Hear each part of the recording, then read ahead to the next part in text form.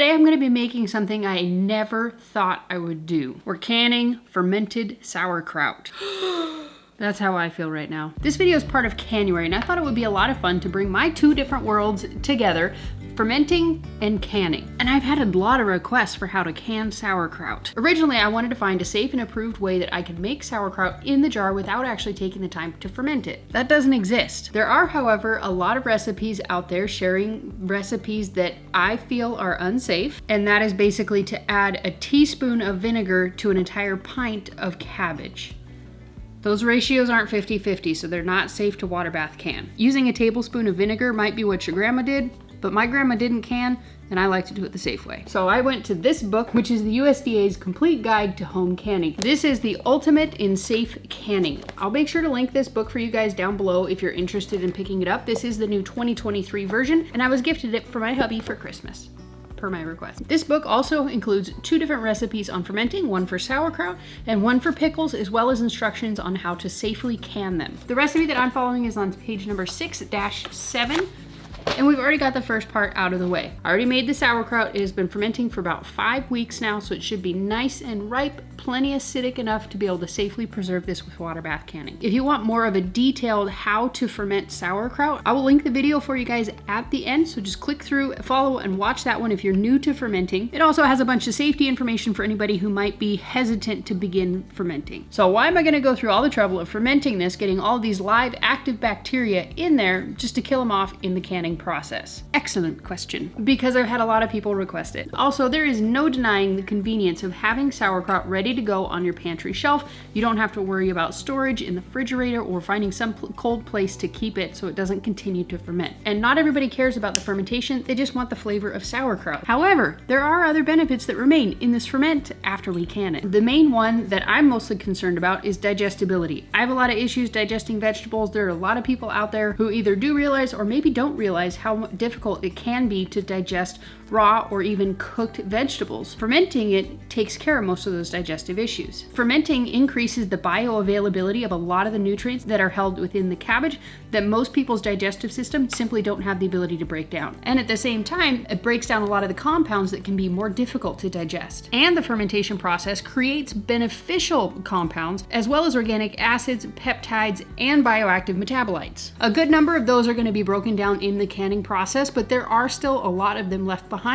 But the main reason is that this is going to be easier to digest. And the reason that most people really enjoy the taste of sauerkraut is because of something called glutamic acid, which is just an amino acid that has a lot of different responsibilities in the body. One of them is creating this savory flavor on your tongue. Ever heard of MSG? It's basically the same thing, just in a more refined package. And this one is nature made. All of that aside, some people just really enjoy the flavor of it and they want the convenience of having it on their pantry shelf. This one's for you guys. All you have to do to make the sauerkraut is find cabbage that feels heavy for its size. It doesn't matter how big it is, just pick it up and hold it and make sure that it kind of feels heavy for the size. That means it's gonna have enough liquid in it to be able to cover. And it also means it's fresher, which is good because we want the bacteria that's on it. Then you're gonna take off the 2 outer leaves and set those aside. Cut out the core if you don't want the crunchy bits, set that aside and begin to chop up your cabbage into whatever size you like. I generally like to cut it in quarters and then cut it in strips, probably about 1/8 to 1/4 of an inch thick. But it's all based on whatever your preference is. As you can see, I used a much smaller amount of cabbage than the 25 pounds that it calls for. And so I just did cut back and used a ratio of 3 tablespoons of salt per 5 pounds of cabbage. And then you want to massage the salt into the cabbage so it can begin to break down the cell walls and start to extract the water from within the cabbage. Once you can start to see the liquid being pulled out of the cabbage, cover it with a cloth and set it aside for a few hours until you can start to see a nice puddle in the bottom of your bowl. See, this is the part where I messed up. I lost the footage of me loading it into the jar. It is somewhere in my house on something that looks like this. I put it somewhere safe. It's not safe. So we're gonna use different footage from a separate video so I can show you how to go ahead and load this into the jar. All you need to do is take the cabbage and pack it in here as tight as your muscles can get it in there. really pack it in there. You want to eliminate all the air that is inside of the jar. You can use your hands if it fits inside of the jar. You can use a kraut pounder. You can use whatever you have on hand that is nice and clean. If you're going to use your hands, obviously make sure you wash it with non-antibacterial soap, because if you use antibacterial soap, it leaves a film on your hands and you can kill off some of the bacteria that's in here, giving you a less than ideal ferment. Once you get everything loaded inside of the jar, making sure you leave at least 1.5 inches of headspace. You need more than you do when you're canning because it will expand with time. Then you want to take those leaves we set aside, cut them up or just fold them up and get them on top of your jar so that you can cover up everything and hold it underneath the brine. Once you have your cabbage leaves in place, you're going to cover it with a weight of some sort to make sure to hold everything underneath the brine. What I used here is just simply a Ziploc bag filled with a 2% salt brine. And that just means a tablespoon per pint of water.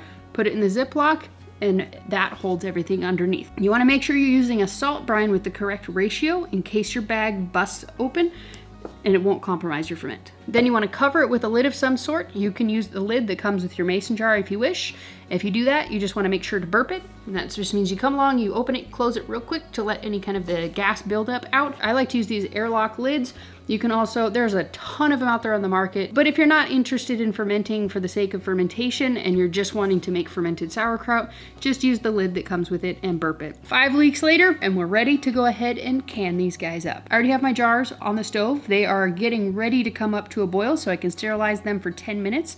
As soon as those things are nice and sterilized, which is not necessary for this recipe, I just personally enjoy sterilizing my jars, but it is not required by any means because we are going to be canning for more than 5 minutes. But honestly, I do it with literally every recipe, whether it's pressure canned, water bath canned, pickled, steam canner, it don't matter. I sterilize all my jars because that's what I'm comfortable with. While we're waiting for those jars to ferment, I want to tell you guys about Canuary. Canuary is an insanely amazing collaboration hosted by Leisa over at Suttons Daze and sponsored by her, as well as 4 Jars Canning Lids. Leisa has gathered an amazing group of canners and collaborators to put out one video every day for the month of January, with the exception of the last day, which is the live giveaways. There is a huge variety of different recipes that people are canning up and bringing them all to you so that you can enjoy one video every single day of the month of Canuary. I'm going to link all of the channels that are taking part in the collaboration down below, so you can just click over, check them all out, subscribe, and watch each of their Canuary videos. And you want to make sure that you're commenting on each of those videos. At the end of the month, Leisa is going to be drawing random comments from videos to give away prizes. Leisa's giving away a 4 Jars pressure canner as well as a steam canner,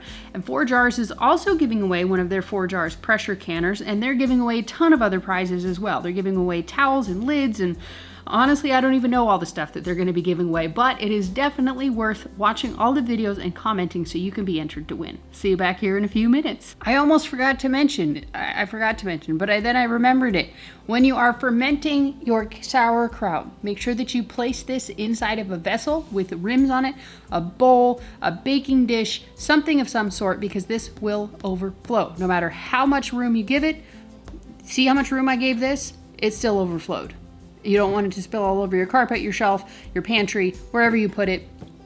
Don't let it spill over. Put a dish under it. So now we're going to unload our cabbage. Take out whatever weight you got inside of there. With clean hands, we're going to take off these little toppers. You can eat these. You can give them to your animals. Whatever you want to do with them. They have served their purpose. There are 2 ways in the book that you can choose to can this. You can raw pack it or you can hot pack it. Raw packing it just means that you're going to, as it is right here in the bowl, you're just going to unload it in here, pack it in there very firmly, and then cover it up with the brine to a 1/2 inch headspace, and put the lid on it in a cool canner, not hot, and can it. I'm going to go ahead and heat this up. The reason that I decided to do that is one, it'll just be easier to pack it into the jars because it'll be nice and warm, it'll be more flexible, and I will have less airspace, and the cabbage is less likely to float inside the finished jar. Originally I planned to raw pack it, but changed my mind. Audible. Once we get the sauerkraut all warmed up, we're just gonna load it into the jars, and it says to pack tightly. I'm imagining this will probably take up about 4 jars. But we'll see. And we're just gonna come through with the pickle packer and really cram it in there.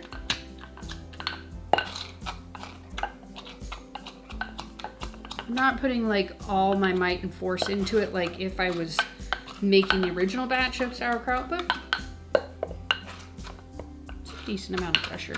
And we'll just top it off to 1/2 inch a headspace. If I scrimp and save, we might be able to get enough for 5. I do have enough for 5 jars. However, we're short about 1/4 inch on the last jar for headspace. So I'm gonna top it off with just the ittiest bit of a mixture of 1/2 vinegar, 1/2 water. And everything else is just pretty standard canning practices. Wipe the rims and the jars. Wipe the rims of the jars. And of course, as usual, I'm gonna be using my 4 jars canning lids. I have been using 4 jars canning lids since 2 years ago Canuary. So we're at our 2-year, 4 jars canning, 2 years, 4 jars canning lids anniversary, or a caniversary. Sorry. And I have yet to have even 1 failed seal. Not a 1. I'm always very careful to make sure that there's no chips in the rims and just making sure that I'm, wiping everything down properly. So if I do my part, 4 jars will do their part. I'm gonna leave a link for you guys down below so you can get an extra 10% off of 4 jars canning lids. If you use the coupon code FERMENTED10 at checkout, you're gonna get some of the best lids on the market for 10% off, plus free shipping if you order over $50 worth of stuff. Then put the rings on fingertip tight, and that is, for me personally, that is as tight as I can get it with these 3 fingertips without using excessive force. Basically just slightly past where it would stop free spinning. And we're gonna load all of these into our waiting warm, but not hot water bath canner. And once this comes up to a rolling boil, we're gonna set our timer for my elevation. It says 15 minutes. All of this information is available online. You don't have to purchase the book, but it is nice to have it on hand. This is the tried and true ingredients. You can look up the safe canning times for just about any sort of food in here. If you guys are new around here, my name is Anna, and you're at the Fermented Homestead. I live on a 30-acre property that we're in the process of turning into our own custom homestead. If that sounds awesome to you, I hope you're glad you found me, and I hope you guys will stick around. It has been 24 hours. We have let these rest on the counter undisturbed, and now it's time for a taste test. And we have a jar of regular refrigerated, fermented, uncanned, even though it's in a jar, it is uncanned, sauerkraut that we can use as kind of a comparison. I absolutely love sauerkraut. I make it fresh all the time. Over this past year, I kid you not, I have made hundreds of gallons of sauerkraut. I make it for sale. Well, I'm probably not going to do it this year, but last year I was making it for sale at farmers markets, so I made a lot of it. I love this stuff in all of its forms and flavors, all the different varieties of it. It's thebomb.com. But I always find myself never wanting to cook with it because, also, all of these have sealed and they are good to go. Forgot my train of thought. However, with the fresh stuff, I always find myself avoiding recipes that call for me to cook with the sauerkraut. And so this one here is a perfect way to achieve that. I can have stuff that I'm not afraid to cook, and I don't have to take up space in the refrigerator. So kind of a win-win. Yeah. And with this, I wasn't 100% sure that I had gotten it up to a high enough of a temperature. So I did go ahead and can this for the raw pack time, which was 25 minutes. So it might be a little bit extra mushy than it needs to be, but hopefully we'll be okay.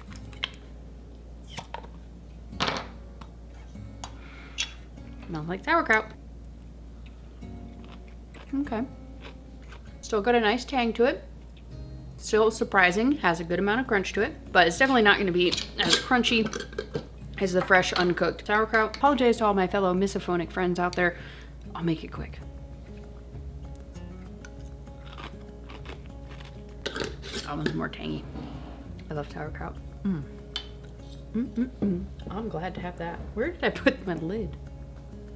It didn't go anywhere. How did my lid just disappear? Seriously, I have the rings. There's nothing on the counter. Where could it have gone? What in the world? Once these jars are open, obviously you need to pop them in the fridge so they'll stay nice and fresh. Thank you so much to Leisa for inviting me to take part in Canuary yet again. I love making these videos. I love taking part in the collaboration. It is so much fun and I greatly appreciate it. For anybody who might be new to canning, I always encourage people to make sure to follow all of the rules exactly as they're set up so that you can learn what safe canning is before you make the educated choice as to whether or not you're going to do rebel canning or not. I generally don't take part in rebel canning. Every once in a while I have in the past, but these days I try and keep it nice and safe so that I don't have any worries. But again, if you guys are new to canning, just follow the rules so that you know when it's safe to break them and when you shouldn't. In the case of this sauerkraut, I definitely don't recommend that you don't break the rules. I mean, you know what I mean. Anyways, if you want to learn how to make sauerkraut the safe way, click this video right here. That'll teach you all of it as well as a few laughs along the way. Peace out, sauerkraut. It works for this video. I found it. I put it inside my lid. And I put it on top of this jar. What is wrong with me?